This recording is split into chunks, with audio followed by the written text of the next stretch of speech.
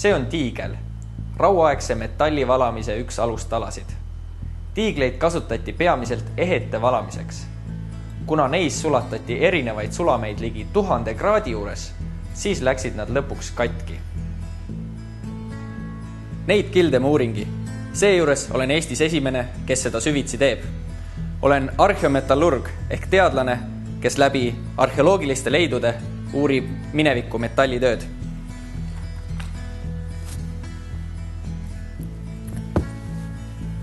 Oma uurimistöös olen kasutanud ka moodsaid tehnoloogiaid nagu fotogrammeetria abil tiiglite 3D modelleerimine. Modelleeritud tiigleid saab vaadata ka hoidlatest kaugemal viibides ja küljeprofiili saamiseks ei pea tiiglit lõhkuma.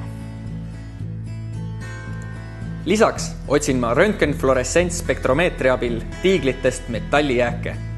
Elementanalüüsiga olen jõudnud suure sammu kaugemale saamaks aru meie muistsetest meistritest. Esiteks, rauaaegsed metallivalajad kasutasid äärmiselt segatud sulameid. Pronksi, mis on vase ja tina sulam, ei leidnud ma mitte ühestki tiiglist. Kõige levinumad sulamid olid messing ja pliiga messing. Mina arvan, et tõenäoliselt polnud meie esivanemate tooraine tarneahelas kuigi palju puhtaid metalle kangide näol. Pigem töötati vana metalliga ehk purunenud esemetega. Samas on selliste sulamite omadused valamisel väga soodsad ja ehk oli tegemist hoopis tahtliku segamisega.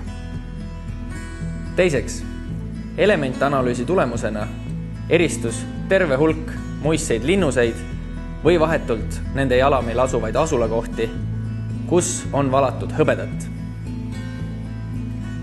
Ja mõnel juhul on koos hõbedaga tiiglis sulatatud ka kulda.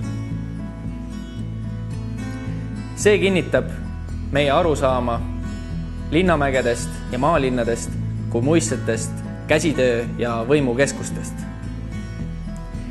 Enne minu uurimistööd olid meil olemas küll hõbedast esemed, kuid nüüd me teame, kus neid ka valati.